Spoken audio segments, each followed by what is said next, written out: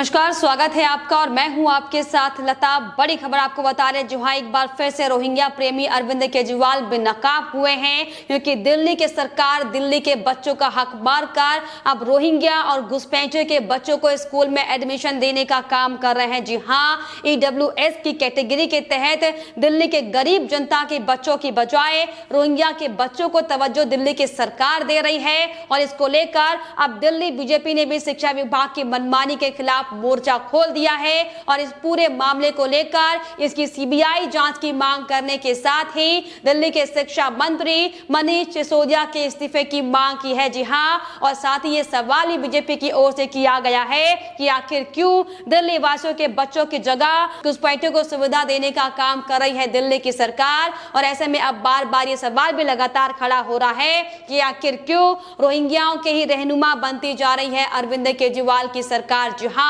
एक बार फिर से दिल्ली में अरविंद केजरीवाल और मनीष सिसोदिया का चेहरा एक बार फिर से बेनकाब हुआ है। जिस तरीके से किस हद तक रोहिंग्या प्रेम इन नेताओं को इसकी बानगी एक बार फिर से सामने आई है, क्योंकि एक बार फिर से दिल्ली में अरविंद केजरीवाल और मनीष सिसोदिया ने अपनों पर करम और गैरों पर सितम की राजनीति एक बार फिर से की है। जी हां, और ऐसा दरअसल हम इसीलिए कह रहे हैं क्योंकि अब जो दिल्ली का बच्चा न जाने कितने कई 5-6 महीनों से EWS कैटेगरी के तहत स्कूलों में एडमिशन करने के लिए लंबी लंबी कतारों में लगा हुआ है। 4-5 महीनों से कई दिल्ली के स्कूलों के चक्कर काटने उन गरीब परिवारों को पड़ रहे हैं, लेकिन उन गरीब परिवारों के बच्चों का हक मारकर दिल्ली की सरकार ने अरविंद केजरीवाल और मनीष सिसोदिया ने गलत तरीके से फर्जीवाड़ा कर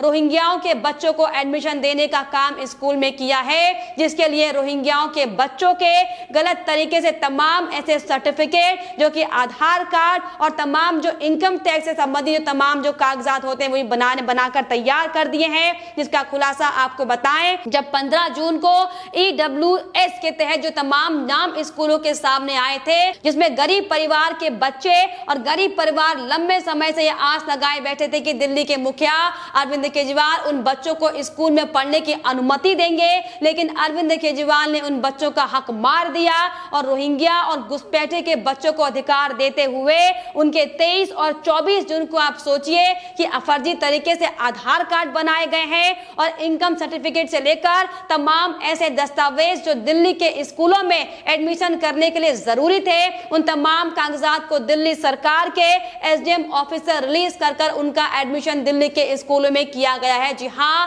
तो साफ तौर पर जिस तरीके से लंबे समय से हम लगातार ये देखते आए हैं कि कैसे अरविंद केजरीवाल दिल्ली की जनता के साथ धोखा कर किस तरीके से विश्वासघात कर सिर्फ और सिर्फ दिल्ली की जनता को त्रस्त करने का काम कर रही है। और हालांकि पिछले लंबे समय से रोहिंग्याओं और अवैध तरीके से भारत में घुसे लोगों का समर्थन करने का काम अक्सर अरविंद केजरीवाल करते आ रहे थे, लेकिन जो अरविंद केजरीवाल लगातार अपनी शिक्षा प्रणाली को लेकर दिल्ली को लंदन बनाने को लेकर जो तमाम तरह की बयानबाजी कर रहे थे, उसकी पोल अब साफ तौर पर सबके सामने खुल चुकी है। किस तरीके से बड़ा घोटाला शिक्षा विभाग में अरविंद केजरीवाल और उनके मंत्री शिक्षा मंत्री मनीष सिसोदिया करते हुए दिखाई पड़ रहे हैं, इसकी बानगी आज सबके सामने आ गई है, जिसको लेकर अब साफ तौर पर दिल्ली बीजेपी ने भी अरविंद केजरीवाल के खिलाफ मोर्चा खोल दिया है। और जो बड़ा घोटाला शिक्षा विभाग में किया गया है, इसको लेकर CBI जांच करने की मांग के साथ ही मनीष सिसोदिया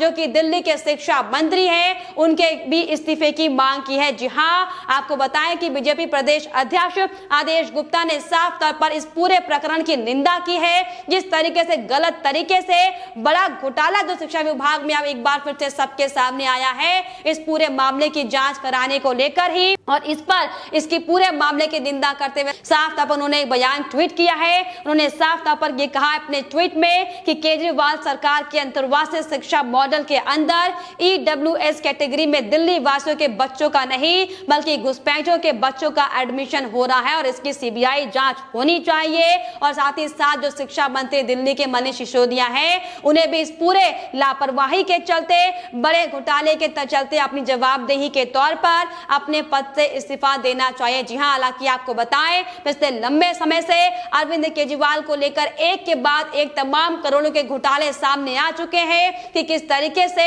दिल्ली की जनता का पैसा गलत तरीके से अरविंद केजरीवाल लगातार इस्तेमाल करते आ रहे थे। फिर चाहे वो तमाम तमाम बड़े घोटाले परिवहन विभाग से लेकर हो, फिर चाहे वो बड़ा घोटाला और वैक्सीन घोटाले को लेकर हो, फिर चाहे वो बड़ा घोटाला लगातार परिवहन विभाग से लेकर जो ऑक्सीजन से लेकर तमाम अन्य विभागों में जो बड़े घोटाले अरविंद केजरीवाल ने किए हैं, इन सब घोटालों को लेकर अब साफ तौर पर एक बार फिर से बीजेपी अरविंद केजरीवाल पर हमलावर होती दिखाई पड़ी है। और इसी कड़ी में आदेश गुप्ता ने भी साफ तौर पर अरविंद केजरीवाल सरकार से जवाबदेही की मांग की है और प्रेस कॉन्फ्रेंस करते हुए दिल्ली की सरकार और शिक्षा विभाग पर कई आरोप लगाने के काम किए हैं। जी हां, उन्होंने साफ तौर पर अपनी प्रेस कॉन्फ्रेंस के दौरान दिल्ली सरकार पर जमकर हमला बोलते हुए ये मुख्यमंत्री के हवाले से जो दावे अब तक किए जाते हैं उसका हवाला देते हुए साफ तौर पर ये कहा है कि दरअसल ये दिल्ली के मुख्यमंत्री का ही दावा है कि दिल्ली में शिक्षा को लेकर क्रांति हुई है, एक परिवर्तन सा आया है और उसी क्रांति का एक नमूना